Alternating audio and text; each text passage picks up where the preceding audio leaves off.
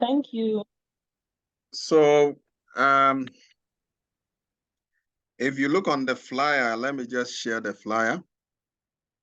We had indicated that we're going to deal with functions and formulas.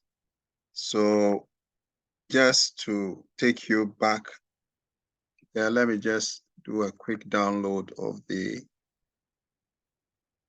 yeah.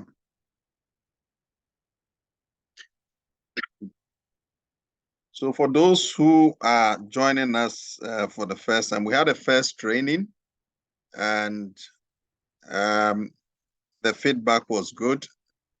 A number of the administrators and the faculty members who came were very happy about what we did, and we intend to make this training a routine just to build some sort of capacity. So if you look at this slide, if you can see, we say review of basic Excel formulas, very, very important. And functions. There's a difference between formulas and functions. And then we'll do advanced Excel formulas and then also advanced data presentation techniques, such as pivot tables and then pivot charts. First of all, for those of us, let me ask, who doesn't have any training in Excel? That is BBC, has never used Excel. Let me know if you have ever used Excel and you know how to do a simple computation. Let me also know, so I don't take you back. Hello, can you hear me? Doc, please, can you come up with that again? I'm saying that I want to know if you're able to use Excel to do basic things, or you don't know what even Excel is. But I can assure you, I'm going to begin from the scratch. The reason why we are doing that is that it's important we know about it so that we can teach.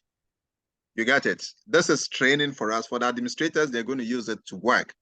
But for faculty members, we are going to use it to teach. So we need to understand everything about it. But I just want to know so I know how to take this thing, the level to take it. So let me know if Bernice, you've been able to, you use Excel often, isn't it? Or you don't use it for, you don't use it for complex. I use it often, but I can say that I still need much knowledge on it. Like you were saying, the computation and all that, I don't know all that. So I hope to get it from here. Okay. All right. All right. Dr. Noble, your mic is live. Yeah. You wanted to say something? No, Senior, you can go ahead. Okay. I have dropped a file on the WhatsApp page. Have you seen it? It's on convocation, it's on UTACT, and then it's on also the business platform, business school platform. Have you seen it? If you've seen it, make sure you grab your laptop and then you download it. The issue is that what we are doing here is the same thing that we also do as consultants here, and we charge people for money. But because we are building capacity, we are doing this thing for free, for some sort of also contributing to the growth of the school. So I will beg you, you cannot listen as just like watching video and it will work. It's all about practical training. So I will plead with you, if you've not grabbed your laptop, do that. And make sure the laptop is in front of you, because whatever I do, you would have to do same, and that is where it's going to stick. So I hope you agree with me on that. So grab your laptop. Doc. Yes. Please, some of us, where we are, it will be difficult to use the laptop, but we will try to pay attention. But if you can also record so that maybe we can. No, I'm recording. I'm recording. Okay. The issue is because you don't see my my keyboard. You get it? You don't see the keyboard now. So it's important, but let's go ahead. So Excel is a Microsoft package, which is part of the Microsoft Office. Microsoft Office is made up of Word, Excel, PowerPoint. You have also Access. We hardly use Access. Maybe we'll do training on that. Now, the reason why some of us are having problems with the ERP and other database, like what the QuickBooks that we were taught and then Tally training that was done, the reason why most of us will have a problem is that because we don't have the basic access training, that will take you into the fundamentals of what database. And if you have that, any system that is brought to you, you would know what to do with it. You wouldn't need too much training because you understand the architecture of a database. So Access is very powerful. Now it has been enhanced, and believe you me, we can use it to do so many things. And remember, all these packages we are talking about, we have it as part of the Microsoft 365, which we have it as part of the Outlook package that we have. And let me show you. And what we have there is just amazing. And we have the license, but we are not using it. Okay, so if you go to your let me show you. If you go to your Outlook,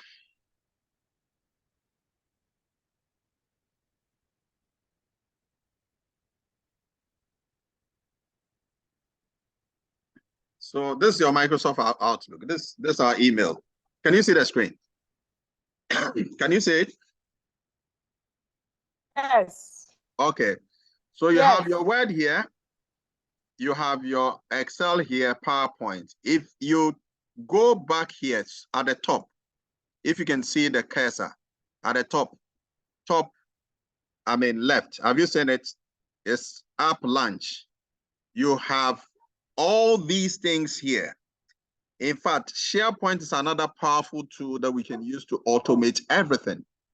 Everything we are doing, including the ERP, we can use SharePoint automate. In fact, Bank of America is using SharePoint to do all their automation. All their systems are on SharePoint. We could use it. OneNote also has a role, and subsequently I'll let you, and then forms, themes, okay? And then we even have business intelligence as part of what? Our package, which is here, BI, which is also free. Microsoft gives BI free license. You can create dashboard for about maybe 1,000 dashboards.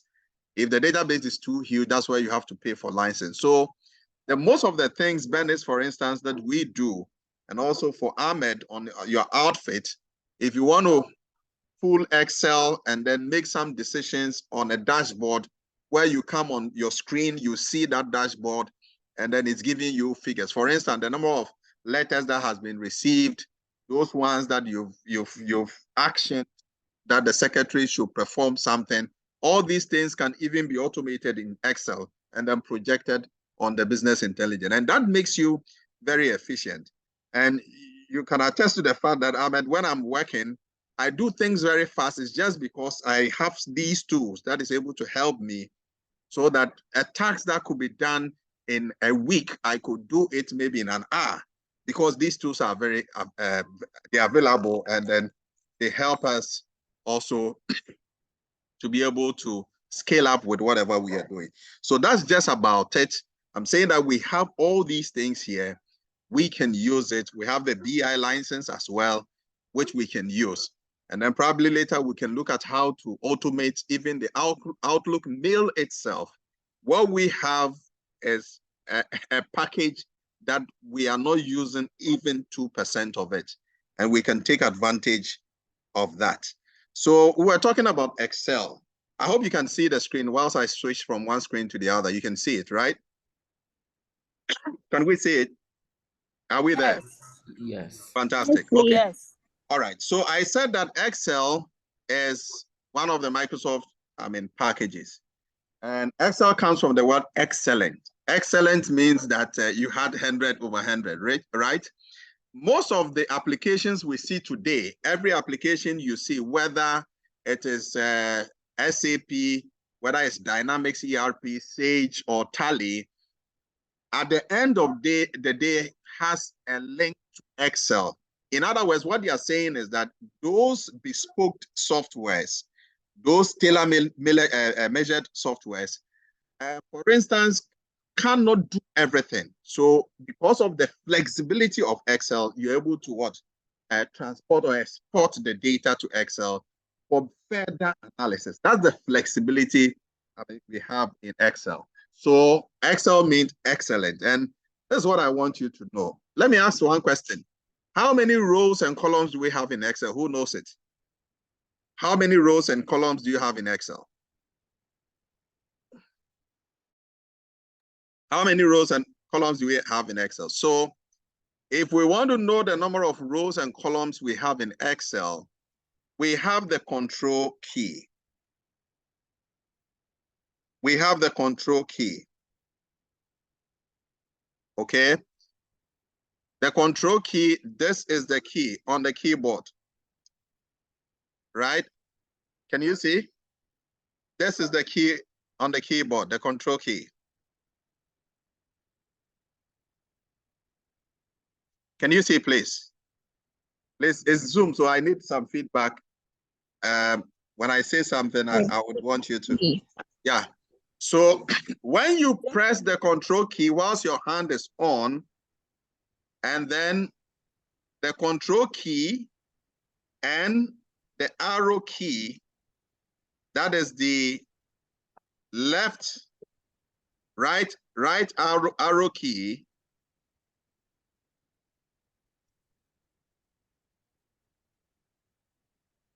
this should give you the number of columns we have in Excel. Now watch this. So I'm going to do that. So the control key and the arrow key. Please, what do we see, the right arrow key, what do we see as the last column? What is it called? The last column. Can you tell me? On the screen, the last column. Hello? Doc, is it XEW? Wait, no, I think. No, it's XF XFD. Good. Yes. Okay, so XFD.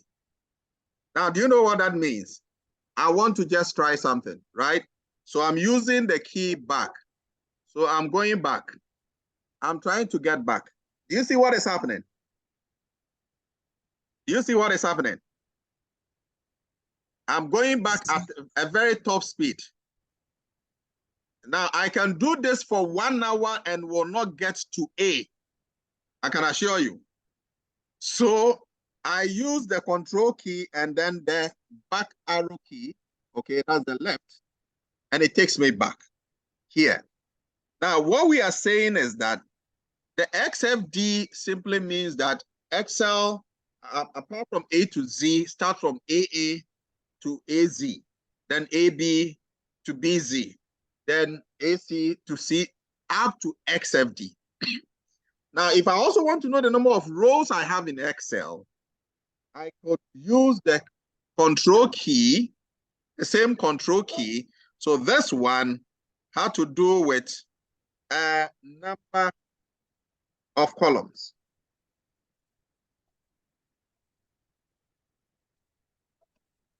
In Excel. So let me do this. Let me just take.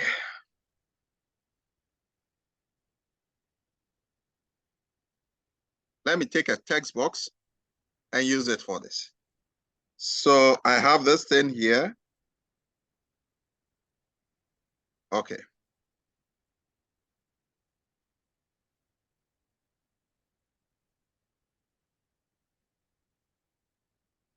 Okay, so I'm typing in the text box. Good. So this is number of columns. So if I want the number of rows, I'm having control and then the down down arrow key.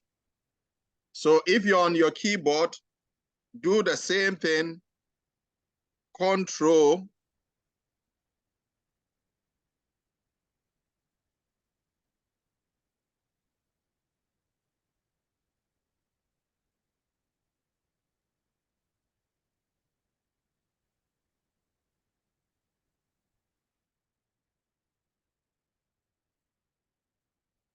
are you there? Hello? I think I'm not hearing anything. Are we there? Yes, please. Are you seeing the screen? Yes.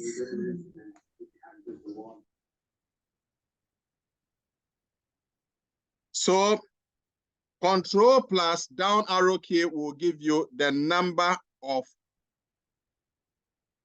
rows in Excel.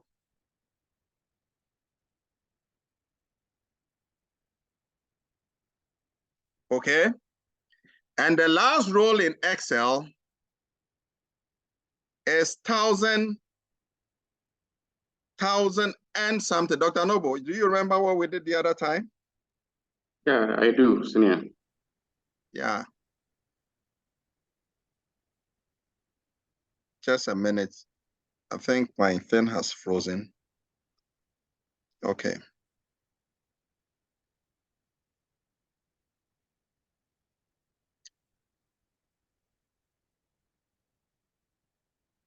So the number of rows we have in Excel, the shift and the down arrow key gives us the number of rows. Please, can you say it? Can someone mention it for me? Please look at where the cursor is. Hello?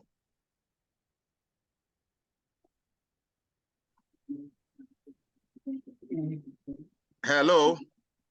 It's 1048576. Fantastic. So if you want to go back, it's still the Control and then the up arrow key, and then it takes us back. All right. There's just some tidbits about Excel. And Excel deals with columns and rows. I'm just doing a rehash of what we did the last time.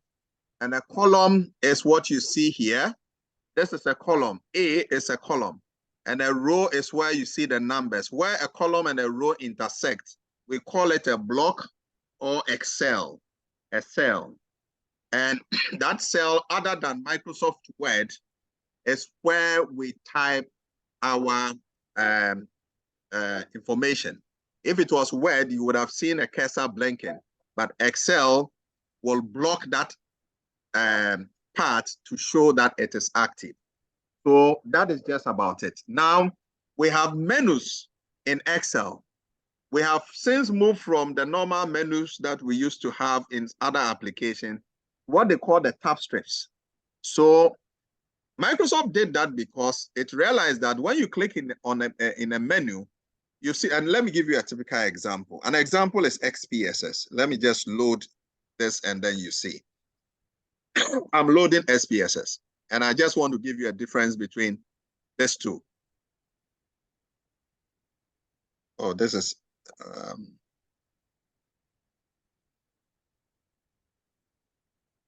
sorry, I rather enforce data. So I'm loading SPSS. And then you see the difference between the normal menu that we used to use those times, and then now what we call the tab strips that we are using. Microsoft did that because what they wanted to do was to ensure that they can put more commands on each of the tabs or in the menu previously, which has been turned into a tab strip. So this is my SPSS, and I want to show you what a menu. And a menu is simply the same as the menus that when we go and buy food, the menus that we point at. It's a group of commands that has been in place in strategic areas. So this is what we call a menu. I've dropped it down. Please, can you see? This is what we used to have in Microsoft Excel. In fact, until 2013, Excel 2010, where this thing changed, 2013, we had the 2016, and then now we have the 365. We were using this. So you have menus like this, watch, and then you go here, there are other sub menus and all that. It makes it very clumsy. So Microsoft said that, okay, let me use what we call tab strips. That is why we see this as tab strips. So if I click on home, you see that it brings the content of home.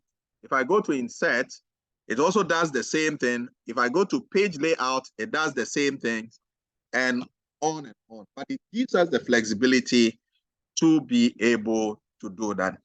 Excel also has other functions, like we have the name box, where you have the text box one there, because the name box highlight, we call it name box because it highlights which cell is active. If I move it here, it says C4 is active, okay? And then also we have also the formula bar. In fact, when we type a formula, it comes into this bar. And then here we have the FS, which is the insert what function. We'll be learning today about what a function is and what a formula is also. So this is basically about it. Excel has a number of, worksheets. In fact, the default worksheet for Excel that we used to know was 3 until 2013 when they changed 2016. Now it comes when you open Excel. Let me give you an example. It comes with the default 1 sheet, but you can add on sheet 1. But the whole of this is, we call it the workbook, okay? And this is the sheet. And I'm saying these things because as faculty members, when we are teaching, we need to be able to go in depth and explain some of these things. And you can add as many worksheets into it, okay, in this workbook. And to tell you, you know, the whole school population, we are about maybe 700 or 800. They can keep all our payroll in just 1 sheet here, okay? They can keep our payroll here. What we do is we open one workbook, we type something small, and then we close it, and then we open another workbook. Whilst one sheet is able to store columns up to XFD, and then 1 million for the rows. It means that it can keep most of these information, but we underutilize it. Just to draw your attention to it. So today, our lesson is about, please, do you have any question about a quick overview? Do you have any questions?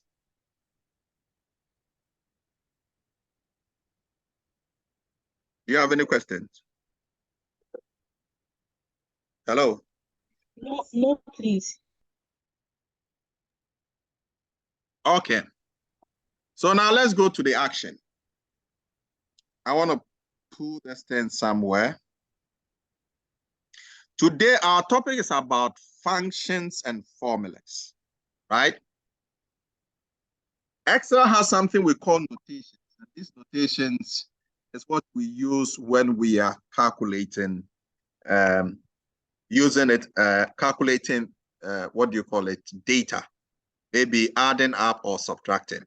So it's important for us to know that other than the way we write our operators, okay, operators, I mean addition, subtraction, multiplication, Excel has a different way. For addition, it is still the plus sign it uses. For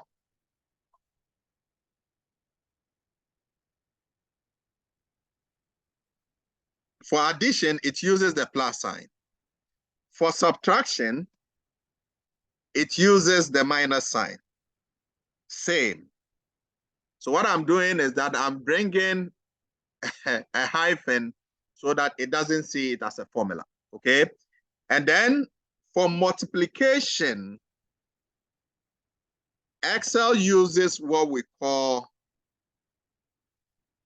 the slash, that is the backslash.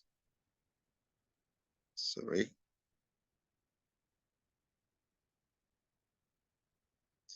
Sorry, the forward slash, not the backslash.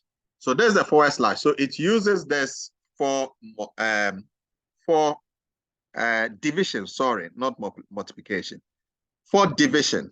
So for multiplication, it uses the asterisk.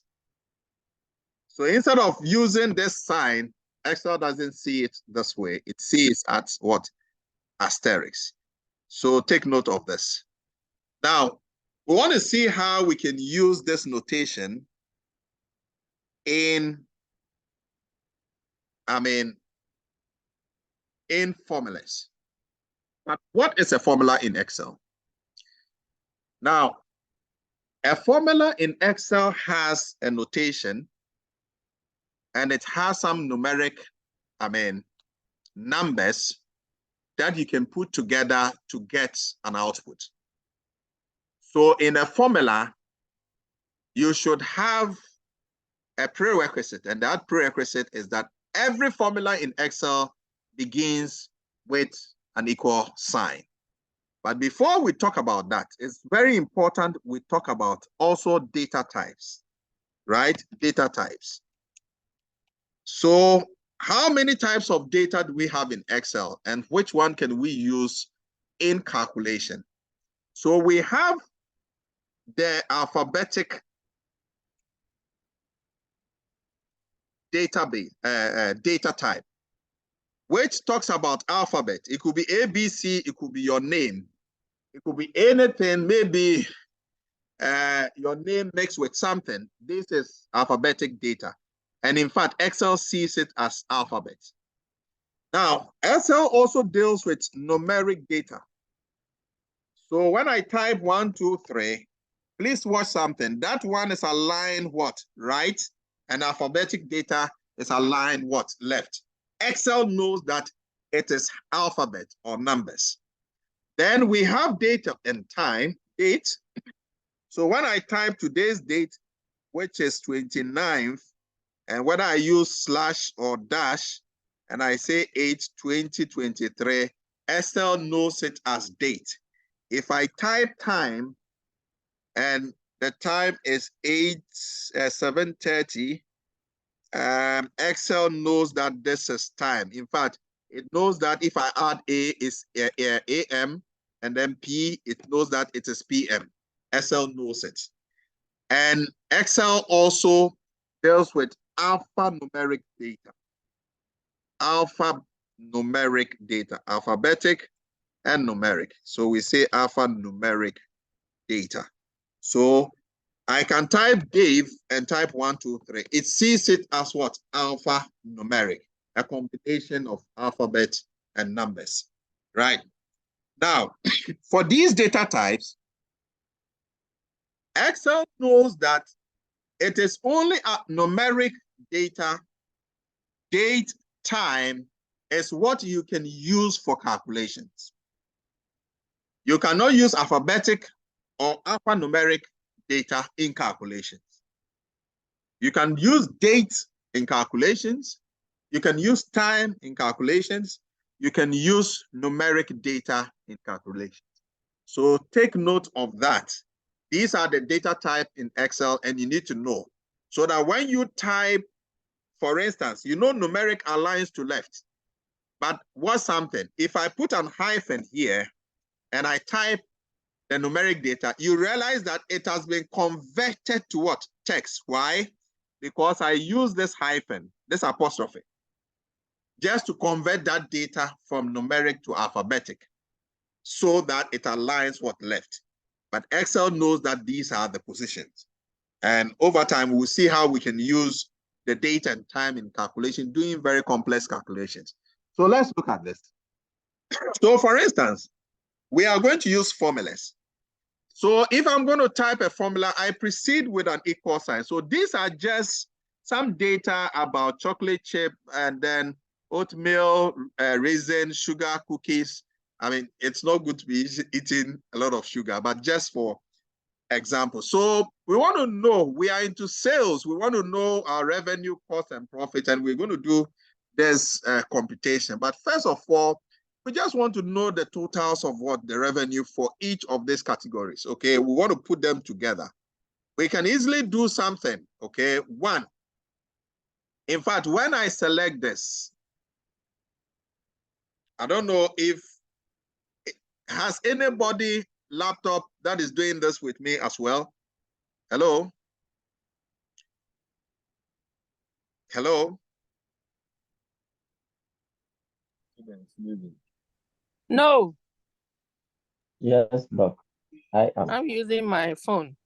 Who has a laptop? Elias. Elias, you have a laptop. Okay, fantastic. Yeah. So now watch something. In fact, if I want to calculate the total of this, when I select these three categories and I come down, see where the cursor is. It's already giving me the sum. Have you seen it? It says it's 23. In fact, it's giving me the count, 3. And it's giving me the average. So it's pretty easy. So when I want to know the total for something, I can just highlight it and I don't need to type in a formula because Excel gives me the result. So it says this is 23. It's giving me the average of it, which is good. So I don't need to worry myself. So that's one way to, these are quick wins to be able to get the result without stressing yourself. Aside that, when you right click on this, the tax bar where I went, it also gives you this. Are you not seeing the average? It's giving you the number of counts, the sum, and a lot of things here. I mean, it's giving you the info. You don't need that. But most often, when we want to do calculation, we just want to type some formulas, right? So to type this formula, we say, okay, we are adding what? 3 things. The chocolate chip is 10, the oatmeal is 8, and the sugar cookie is what? 5. So simple, 10 plus what? 8 plus 5. Then we are good to go. That should give us what? The answer, isn't it? It should give us the answer, isn't it? So we have the answer here. But hey, if we want to do editing, we can still go to the formula bar. That's where we do everything and then do the editing. If we want to change something, we can just change it. But the fact of the matter is that even though we are getting the total, anytime we change any of these figures to 4, it doesn't make the formula dynamic. It doesn't update. So instead of using absolute figures and typing in the formulas, we will rather use the cell reference. And the cell reference, it's made up of 2 things: the column letter and the row number. So for instance, and that is displayed in the name box. So for instance, let's do this. If I click on 10, it says what? Who can tell me what we have here? On your laptop or on here, you can tell me. When I click on 10, it says what? What is the name? What is the that should be B2. B2. So when I come here, it says what? It's what? C2, right? And then D what? 2. Fantastic. Okay. We're on the same page. So instead of typing these figures, we want Excel to be more dynamic. In fact, this is one of the the strongest or the very powerful tool in Excel. Anything in Excel called automation is this. The equal sign, very powerful. Okay. And the fact that we are using the cell reference, we automate the process. So take note. The automation of Excel is what we are going to do. So if I type equals, I only move my cursor. I don't need to remember the cell address. And once I type equal sign, once the cursor is blinking here, I can move to that cell that I need for the addition or subtraction. So I click on it, then it brings the B2. Now, what do I want to do? I want to add. So I bring my my addition sign. Then I click on the next one, which is what? 8. And then I click on what? My addition sign. And the next one is what? 5. So that gives me what? The answer. Interesting, isn't it? And more importantly, I can edit it. And when you click on the totals, you realize that it is telling you how this formula was arrived at. Okay? It's telling you that, I mean, B2, C2, and it highlights them. And that's a good thing about Excel. So you can go back and, I mean, correct yourself. Okay? So this is one. And what makes this dynamic is that when I change this to 6, it updates. So this is about the automation. I don't need to do anything about the totals. So this is about it. Alternatively, I can do something else. Now I need to add for cost. But Excel has something we call autofill. And autofill is just amazing. Just imagine this was a database of how many? Maybe about, I mean, 10,000 records. And you have to do the addition for each of them. We only use the autofill. And then you see a tip here. Okay? See the cursor moving.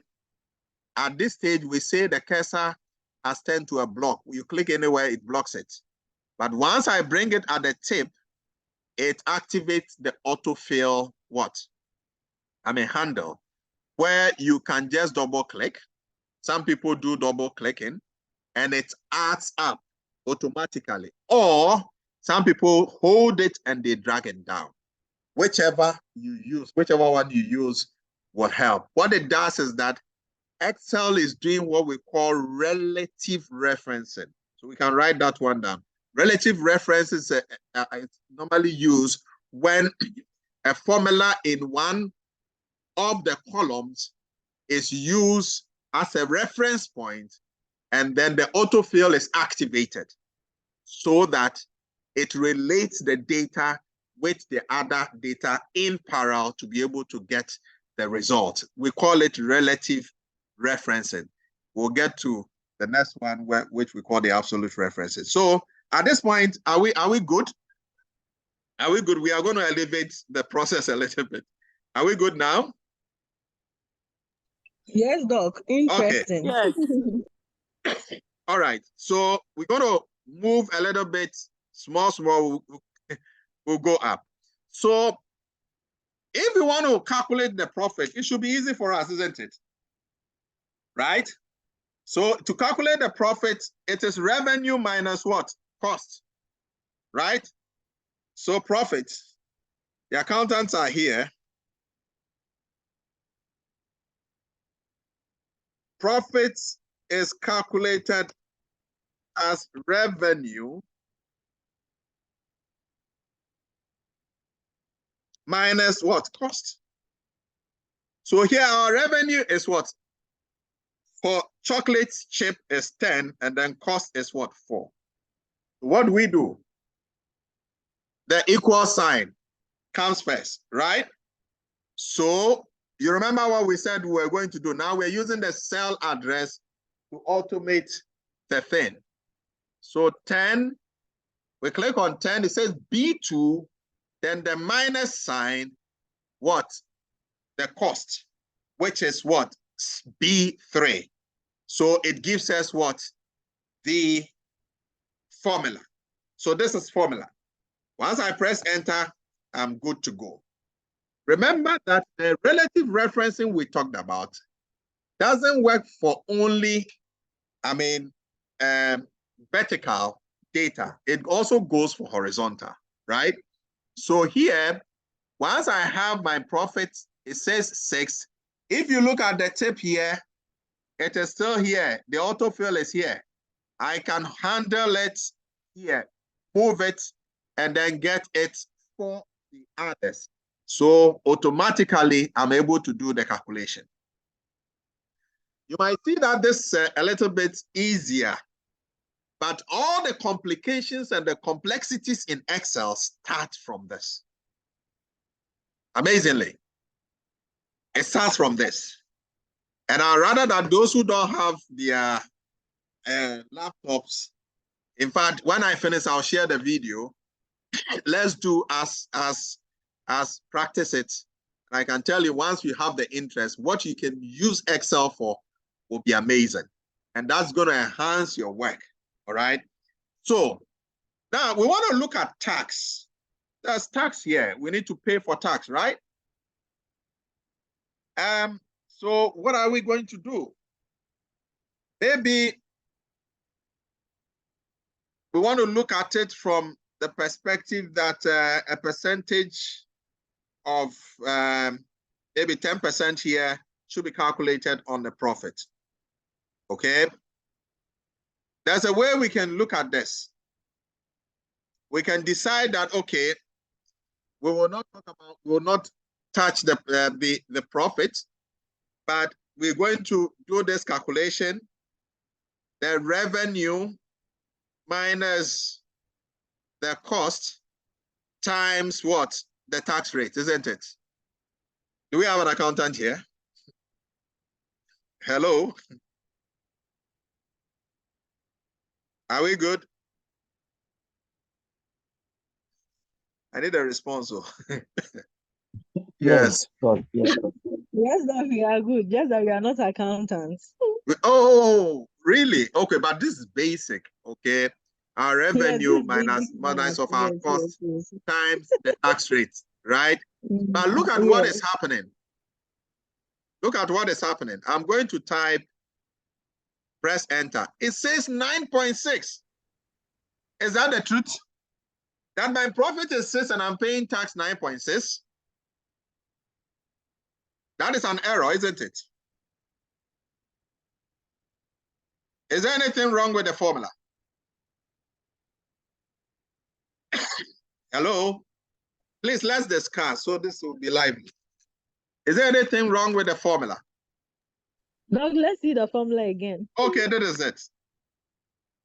The revenue minus cost, that is B2 minus B3 times G2, which is the tax rate 10%. Are we not done?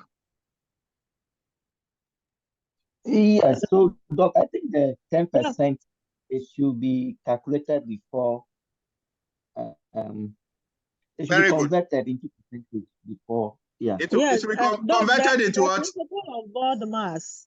The principle of board mass. So Excel deals with the multiplications and the division first. Do you get it? To address this problem, what we can use is to use the parentheses, right? Here, right? To be able to cure this problem. And that is why sometimes we use some formulas and we have problems. And you say the principle of board mass, that is true. So it says 0.6, and this is correct, isn't it? That is 10% of what? 6. And that is the correct tax we need to pay. Is that correct? Is that correct? Please. Yes, right? Doug. So we see how we dealt with this. We could have also taken the profit and charged 10% from it. And that I wanted you to see this, that if you are dealing with multiplications and division, and then you have addition and subtraction somewhere within the formula, put them in parentheses. Other than that, the formula is going to be wrong. Is that okay? That makes sense, isn't it? Now we are also going to do the autofill, right? The autofill. The autofill. So who is following? Whoever is following should tell me. Maybe I'll share. I'll make the person share the screen so that we see what he's doing. Who is following? Okay. So that is it. But watch, I'm going to use the autofill. And I'm dragging this here. And it's giving me 0, 0. What is the problem? Who thinks there's a problem? Is there a problem?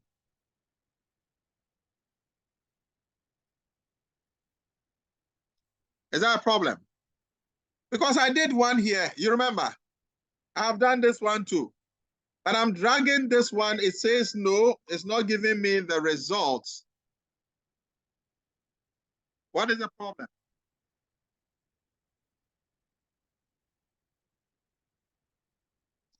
Hello? Hello, Doc. Can I try? Oh, no. We keep trying. Why not? Okay. So, Doc, when you look at the chocolate chip, I'm sure the revenue and cost, I mean, their Excel reference will be different from that of the oatmeal Okay, raisin good. and that. Good. Yeah. So let's look at what has really happened, right? And please, I need you, the lecturers and the administrators, to know this. So when there's a mistake, you would know. So anytime there's a problem, we need to find out. When we double click here, it says that it is dealing with what? 1, 2, and then what? 3, isn't it? Have you seen it? 1, 2, and 3. So the referencing we've done, if we go here, see what happens. It's dealing with 1, 2. Now it is gone out of the tax rate. You see what is happening? So it is doing the relative referencing. And if you go here, the same thing, have you seen it? It's using this column. And then when you come here, it is also using this column. Amazing. Have you seen it?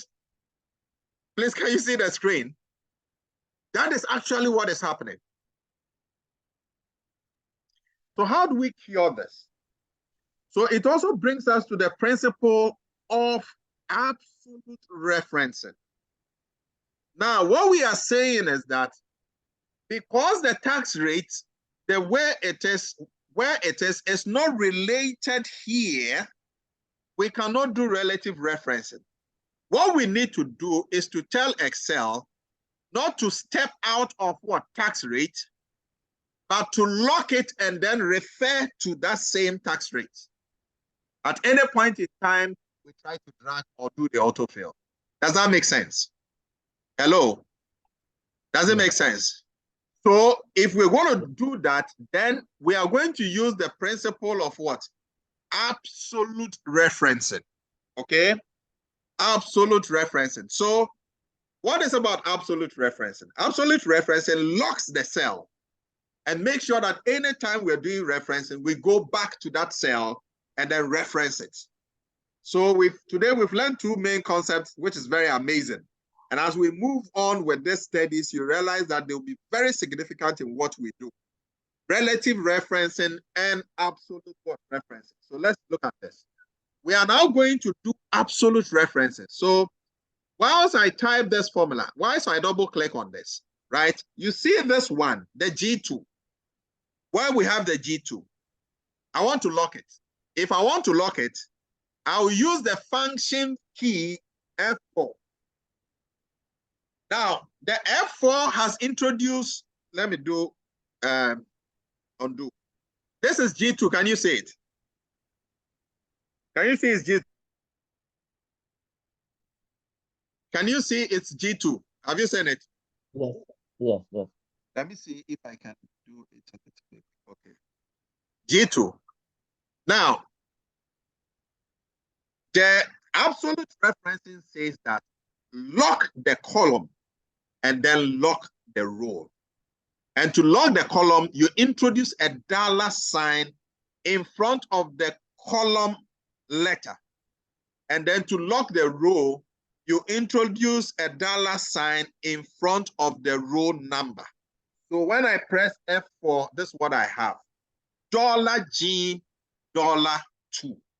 It means that I have locked the column and I have also locked what? The row. Does it make sense? So I press enter, right? Now I can drag and then I have everything intact. So when I double click here, it's still referencing here. When I double click on sugar cookie, the same. And then even when I double click total, I don't need to do that. It gives us the same. Have we learned something new? Hello? Do I have to repeat? Yes, Doc, the dollar what? I think we should take that again. Okay, so we double click here. Let's start. So this is G2, right? That is the tax rate. Have you seen it? G2, tax rate. I want to keep your mic live, please. Now, once you have G2, then you press what? F4. F4. The F4 will introduce $1 in front of the G and another dollar in front of the 2. The first dollar locks what? The column, this column. And the second dollar locks what? This row. So dollar G, dollar what? 2. Are we good to go? Does it make sense?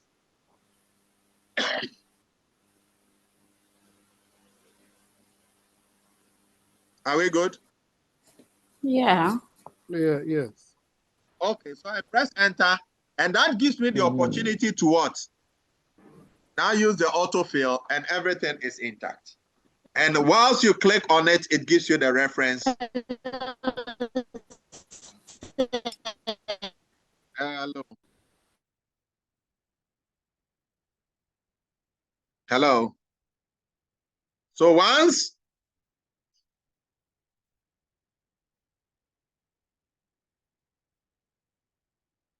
we double click on it, it tells us that we are still referencing here. Now, so come to think of it. Now, this time, this is what I want us to do. Assuming the reference is on a different sheet. This tax, if you have this template I sent, there's tax rate here, right? The second sheet, tax rate. Can you see it? Tax rate, can you see it? Can you see it? Are you with me? Yes, yes. Okay, so tax rate is here.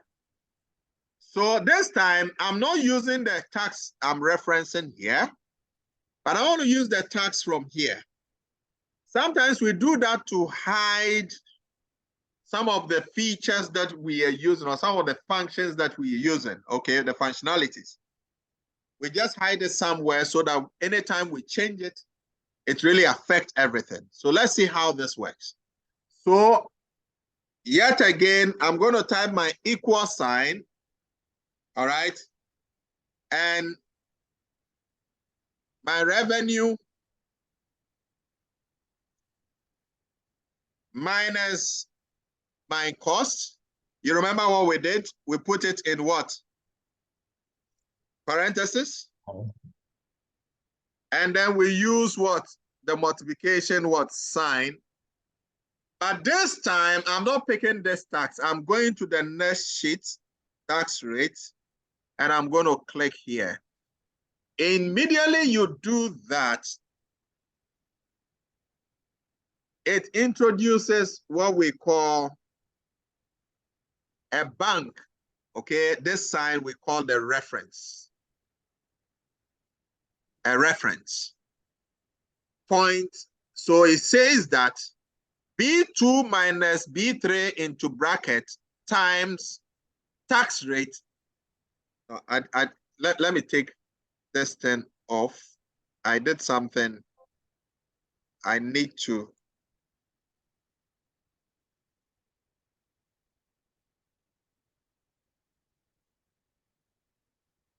F3.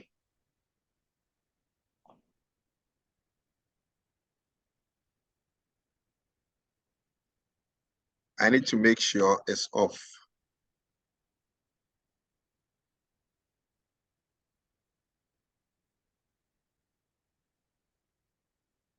Okay, let's go. So equals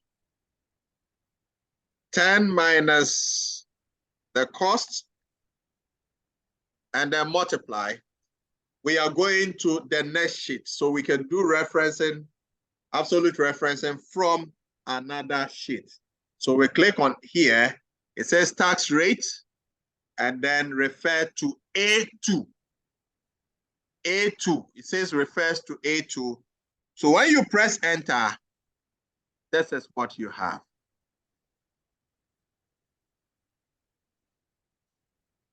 This is what you have. So tax rate refer to A2. And of course, when we drag it, because we did not do absolute what? Referencing. You remember? We did not do absolute referencing. So what we can do is to double click, in the formula, and again, we use our F4 to do the referencing. Of course, we cannot do it here. So let's go back at tax. So this is it. Let me come back.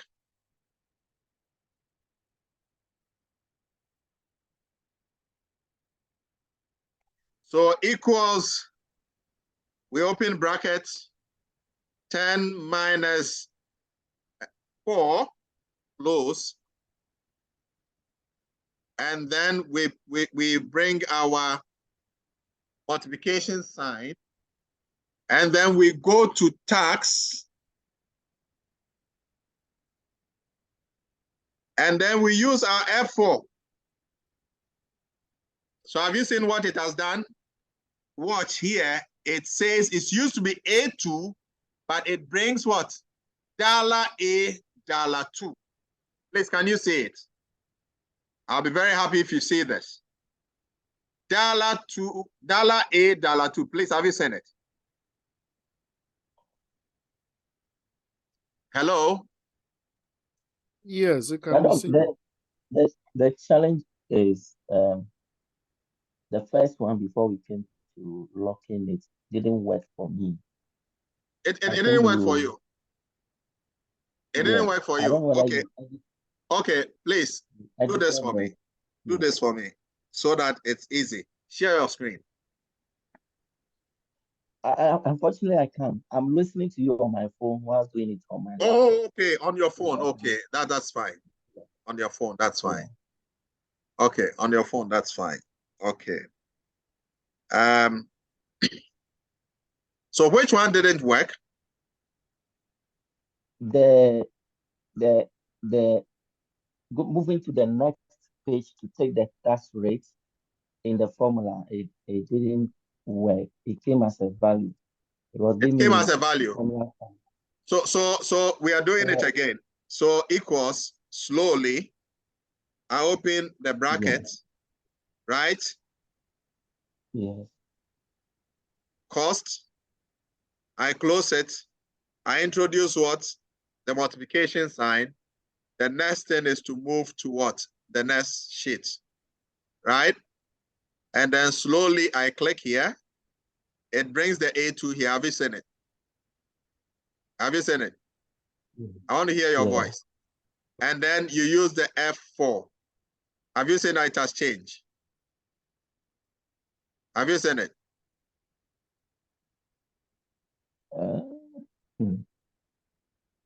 Look in the formula bar. Let me undo. Yes, Have you seen A2? Have you seen A2? Yes, I can see A2. Okay. Now But mine is showing formula fundamentals into inverted commas. It doesn't matter. Okay, it's doing the referencing. But if you've done what I've done right, maybe the point where you're referencing is different from mine. I'm not seeing your screen. You understand? Maybe because you're using the phone. But what is important is the principle. So F4, then you are good. And that gives you what? The value. Now we have done absolute what? Referencing. And then we are good to go. Okay. Now, one other thing which is very exciting about this. Yes. Doc, a question.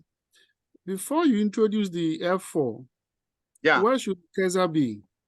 Oh, it should be okay. Okay, good question. Good question. Let's go back again. I like this.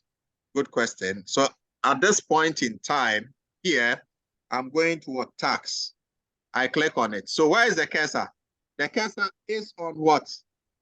Where I've selected. This is the point that I press what? F4. Have you seen it? F4. Oh. So this is the point. Have you seen it? Right.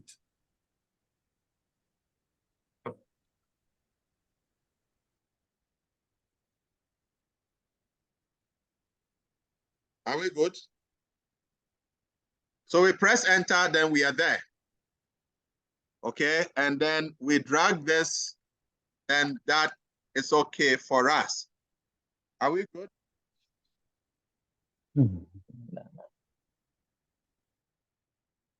Now, this is very powerful. And do you know why it's powerful? I'm going back to my tax rate. I'm going to change this tax rate to 15%. And then I can come here and bingo, everything is updated. So for those doing accounting, I remember those times where I used to develop these packages. In fact, the first thing I did and I made money was to automate Excel for financial reporting. So, but I do all the journals and everything. And then once begin to enter information in the day books, the ledgers are being, updated. The trading profit and loss account, the adjustments are being done. The balance sheet is being prepared. The notes to the account is being updated automatically. Once I'm done, everything is done. This was just Excel. And that's how complex Excel, is. In engineering, we can use Excel to automate a number of processes. In supply chain, we can do the same thing. In marketing, we can use Excel to automate a lot of things. And that guy called Excel is a very powerful tool. Indeed, most people are able to secure jobs because of their knowledge on Excel, just that. And that is why you need to take this thing very serious. So anytime we call data analytics, Excel is the bedrock of it because bring together all the other data and then makes it very easy for you to use. Microsoft has implemented BI, business intelligence, but at the part of BI, what you are projecting most of the time is through Excel and Power BI and all that. And it's integrated to all the other, packages as well. So that's just about if we have not learned anything today, we have learned absolute referencing and then relative referencing. Does that make sense? Absolute referencing and then relative referencing. So the other things we can do. So what we have done is to do what we call the formulas. So these are the formulas. But we want to look at functions in Excel. Please, do we have any question on this? So that let's move to functions. And what we do in this training is that because in Excel, in this training, you can do 1 hour, you can do a lot of things. But when you sit down and you're doing it, it can take you 3 hours. So sometimes we don't want to overburden you. So I'll treat functions. And then tomorrow, we elevate that a little bit into advanced functions and possibly look at the pivot table, right? What we can use to automate how you are taxed according to that table that GRA gives to us. Maybe between this range, you're exempted. Between that range, you pay maybe 15%, 25%. Between a certain range, you pay 40% and all that. Excel can use the VLOOKUP to do this for you, without any hassle, where you don't have to make things complicated for yourself. Please, do you have any questions? If you don't have any questions, then we move to functions. Any questions?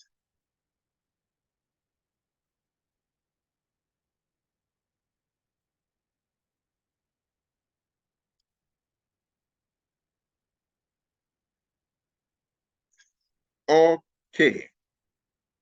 Do I take silent means no question?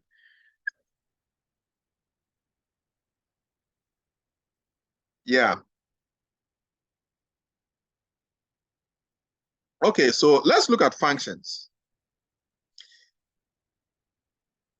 So what is a function? If you want to look at functionalities in Excel, then you see this fx we have here. If you can see, let me see if I can use annotations. Right.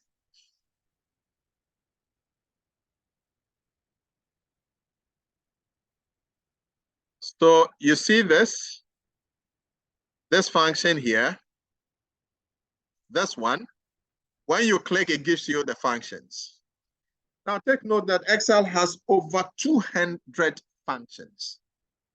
Over 200 functions, from archaeology to zoology. You have all the functions in there. But basically, how different is a function from a formula? A function gives you a parameter, you're able to pass a parameter and an argument. And that's the difference between a function and a formula. A formula gives you, an equal sign, which is the notation. And then you have the cell reference, or you have some absolute figures. And then you use also the operator. And so you use a notation like the equal sign, and then B2 cell reference plus C2 another cell reference. The operator is what? Plus, and that gives you a result. But if you're using a function, you still use your notation, the equal sign, but then you have a function. So for instance, if is a function, sum is a function, okay? So if I click on sum, for instance, it will tell me that this one is, say, sum number 1. So this is what? The parameter that I'm looking at, okay? I can have another parameter here, another parameter here. I can do the sum here, okay? I could do it. But one good thing about function is that it gives you the argument here. So once you have the function, there's an argument. It said add all numbers in the range of a cell, and then you have your explanation here, and it also gives you how the argument looks like. So we'll be looking at functions, which is very interesting. So let's move to the third sheet, which is order. No, not order of operation. Let me see. Okay, so let's look at basic functions. Let's click on basic functions.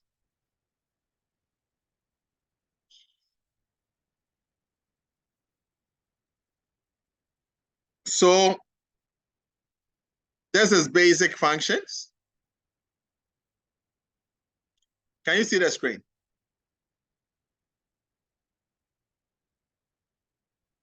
Hello? Now, the reason why I'm doing this, I want to make sure that Hi. yeah, I want to make sure that you are hearing. Other than that, I'll be just talking. So we have talked about good. Good.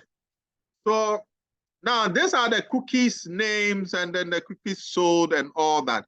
But we just want to use functions to use some, get some feedback from. Maybe we want to know how many cookies we have sold, right?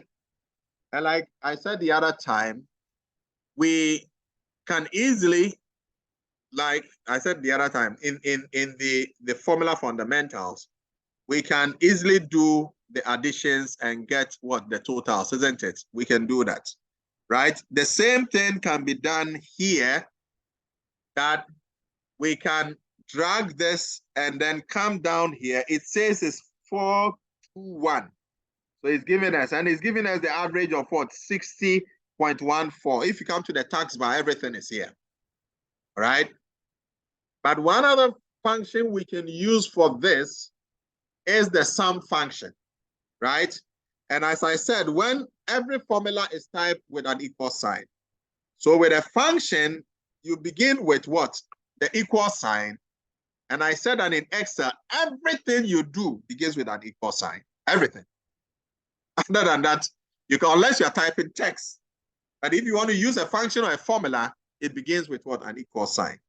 So you see the equal sign, we want to use the sum function. And once you type sum, it tells you, watch this. It says what? Sum. And then these are the parameters. It says, what are you summing? Number.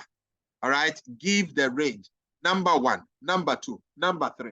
Said number 1, number 2, and then comma, dot, dot, dot, dot, to mean that you should add the other numbers. So what we can do, you come here and then you select what? The range.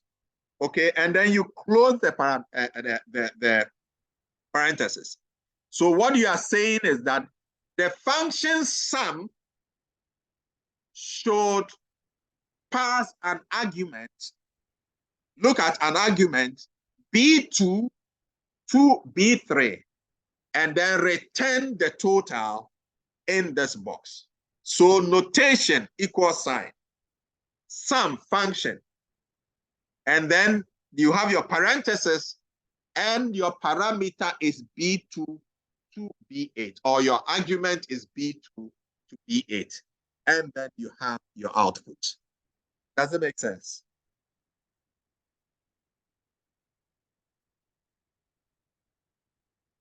Does it make sense?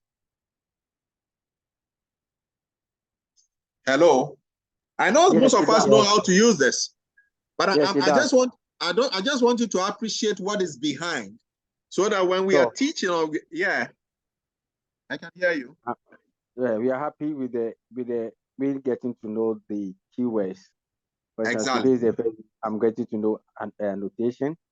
I just know of some and but now today I got to know that there is something called parameters and then yes, like all the the keywords. arguments. Yes. So I press enter and it gives me, it says it's 4 to 1. Now, what it also means is that if we go to formulas, if we go to formulas here,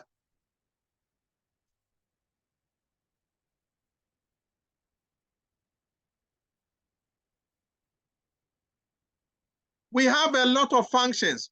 Please, when we click on text, watch something.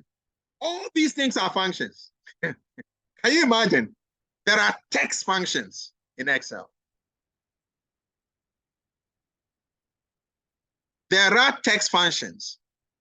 Find, exact, dollar, fixed, left, right, learn, lower, mid, number value. These are all functions. There are logical functions. They are here. And if error, if any, and then there are financial functions. A lot of them. All this present value, future value, amortization, they are all in here. We can use it. In fact, Excel can make life very easy for you. Okay? And more. So what about maths and trigonometry? We have it here. They are also here in Excel. So the engineers can use Excel seriously to do so many things. And then we have more functions here. A lot of them. Statistical functions. We have engineering functions. Have you seen it? Engineering. Cube. Information. Compatibility.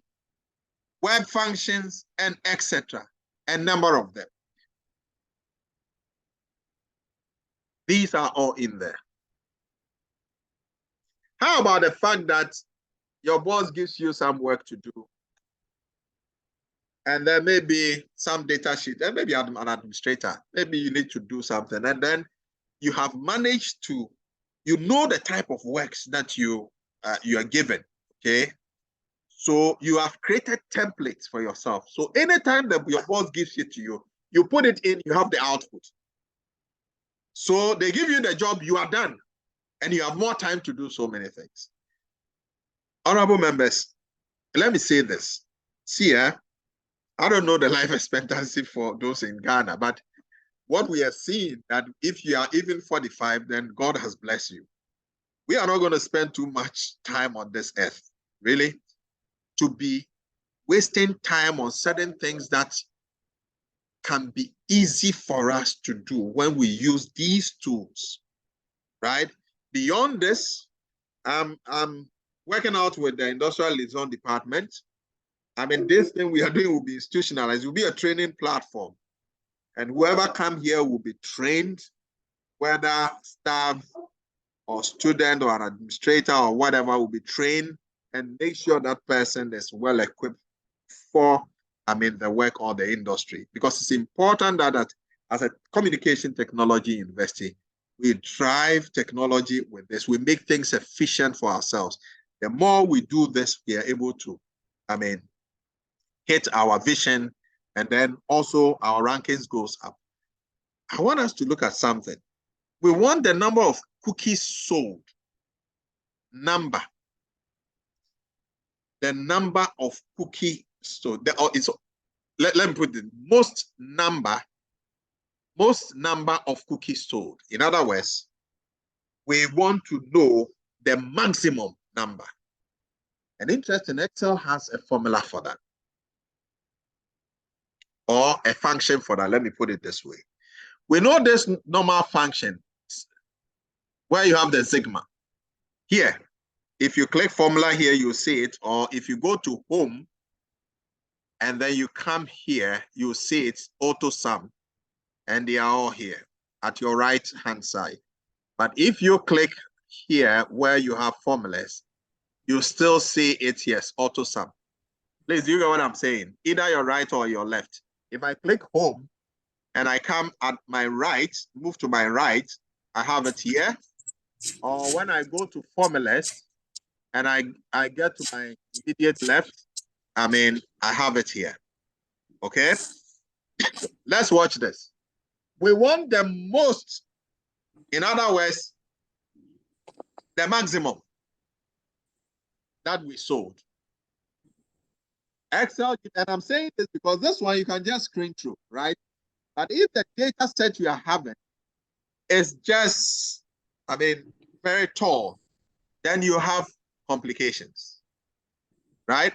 So let me just try to add some of the data. Let me do this. So this will be different from yours. So I've just added this. Okay. And let me take the decimals off. So that's what we have. So let me change this to some good figures. And then 10. So sugar cookies, banana cookie. And then what, mango, I don't know whether there's mango cookie. There is a pineapple. And then watermelon.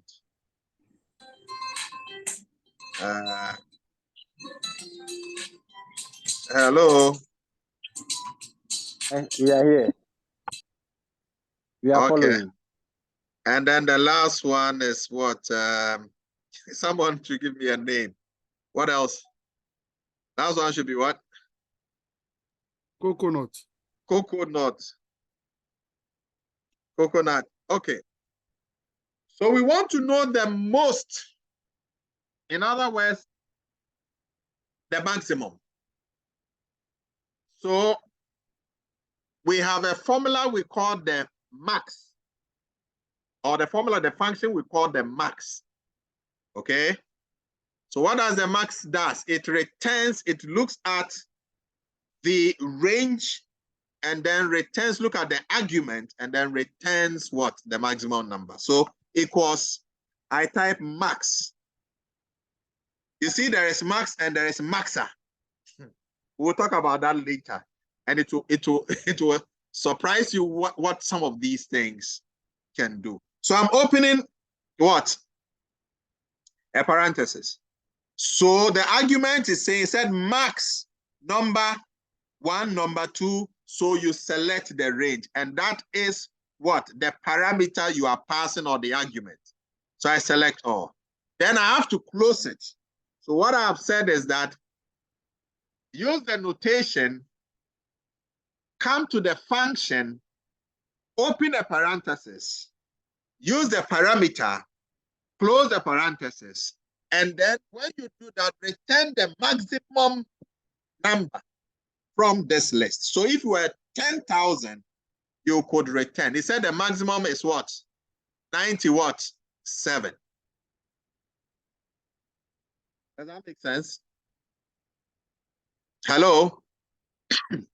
Yes, it makes sense. Okay. Yes, it makes sense. So what I want to, so that's it. This is the formula. That's it.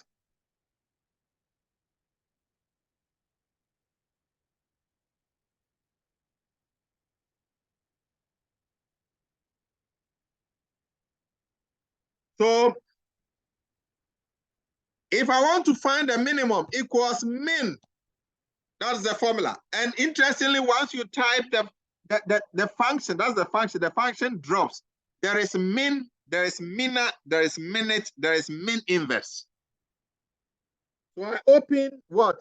The parenthesis, and I select the range and then close it. It will return the minimum. So the minimum is 10.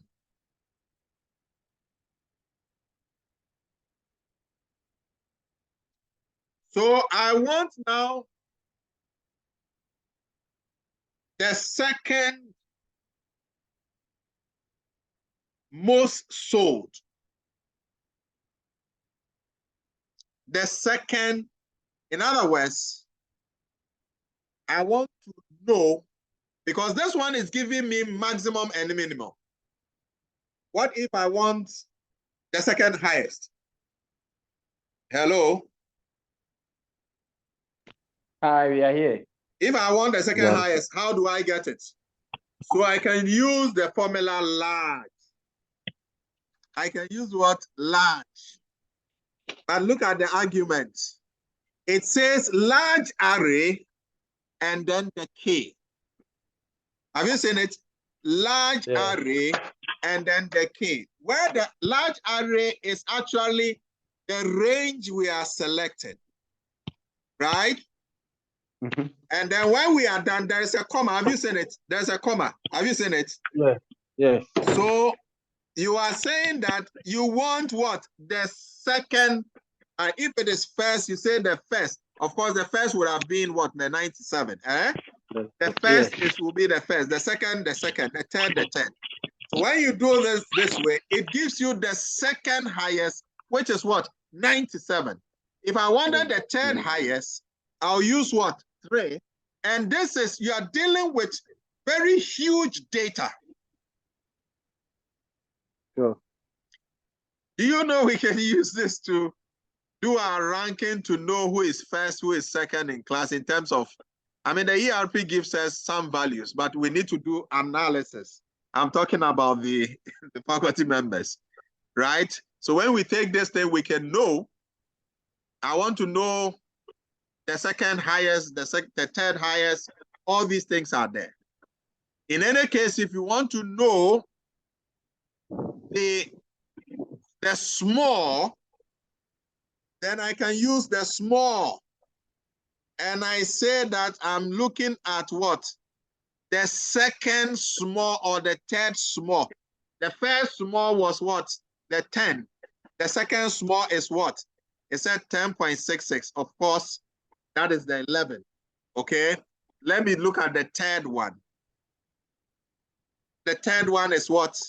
18. Where is it? 18 points. That is the 19. You know why? It's because I rounded up. You remember there was, so it's Exactly. bringing these ones. So we have learned about what? Large, using the small, using what? The large, and then also using minimum and maximum. Any question?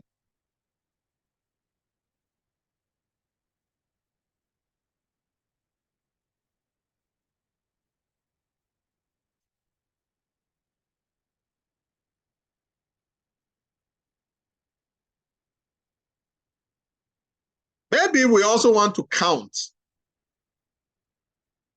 Okay, this is the second list.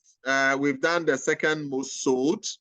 I just, so let's, this is the list, and then the second most sold.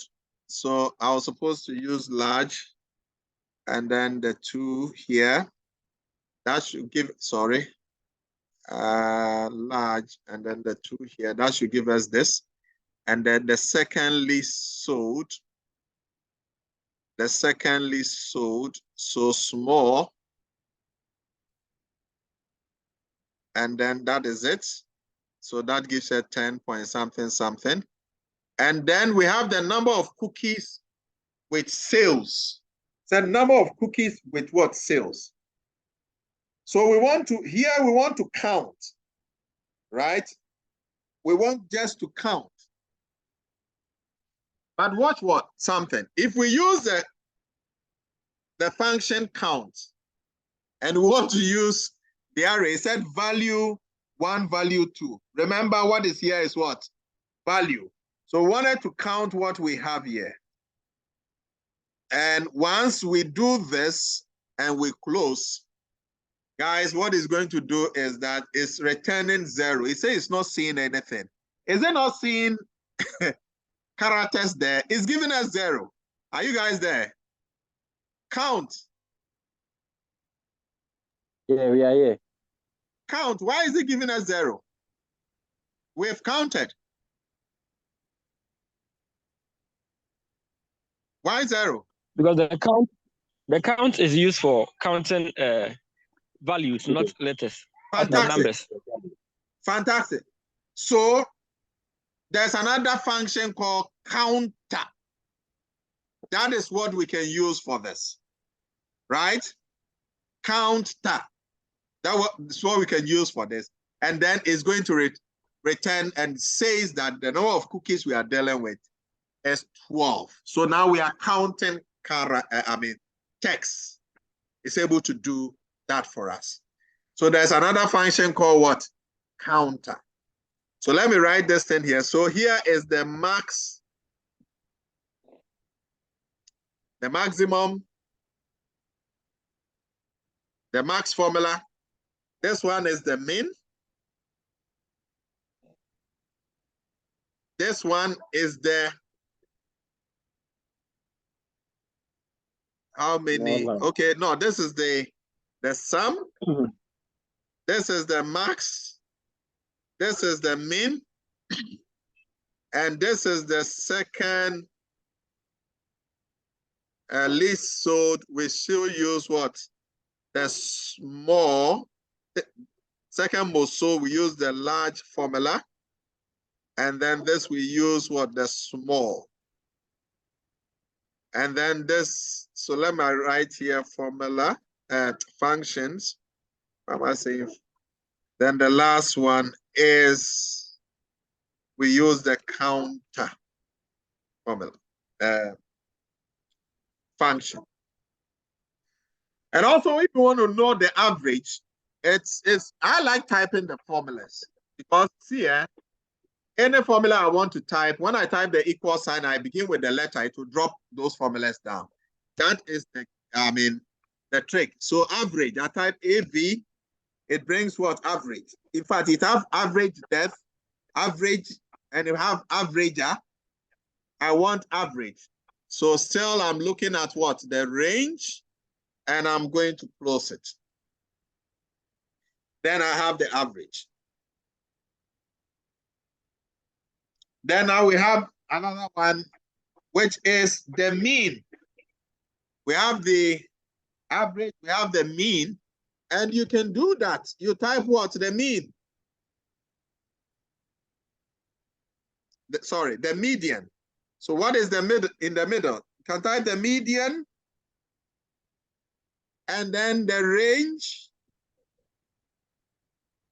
and then we close. Now we have it here. Then we can also look at what number occurs most frequently, which is what? The mode. We can also look at mode.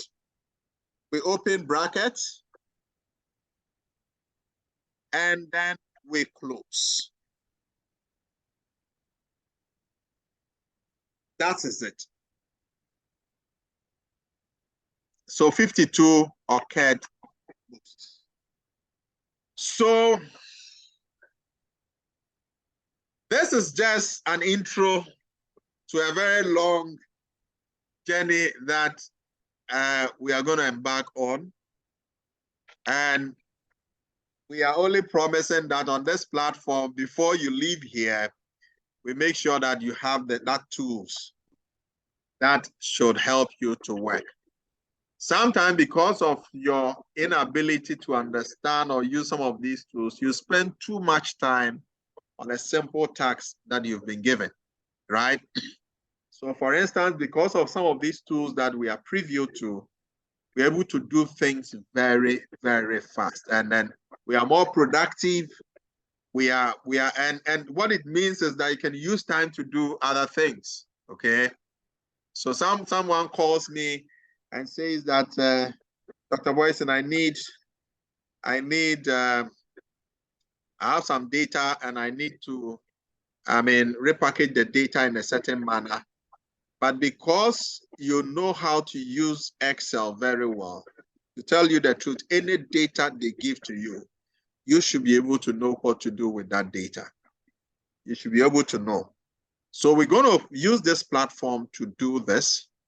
I want to end here because in Excel training, you don't go too much, okay? What we have done today, I'm going to share that video.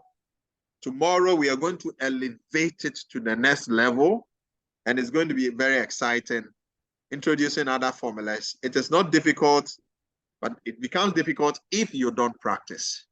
So thank you for your time. If you have any question, please draw my attention.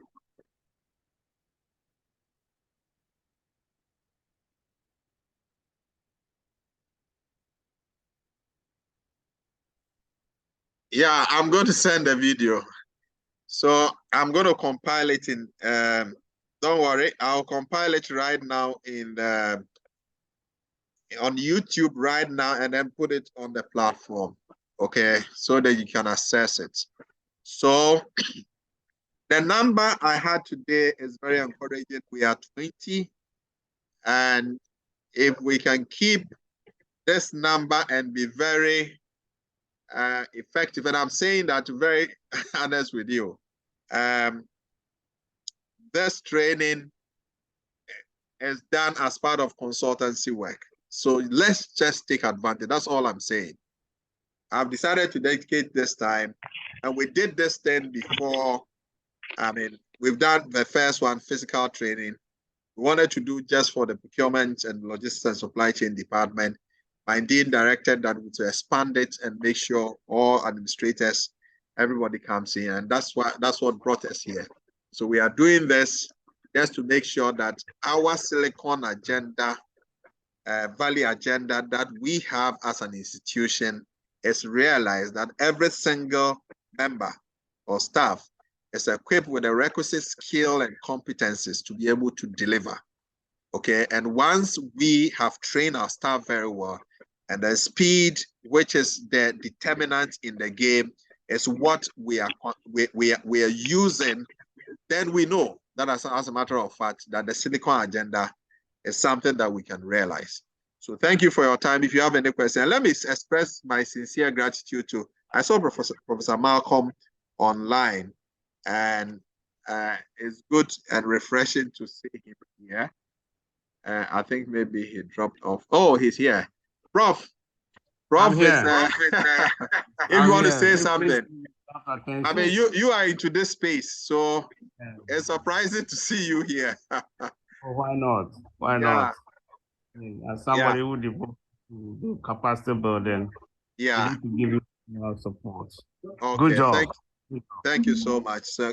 So thank you so much for your time. I'm going to compile the video right now and put it on the platform. Tomorrow, same time, we are going to continue from. So please, let's do this practice.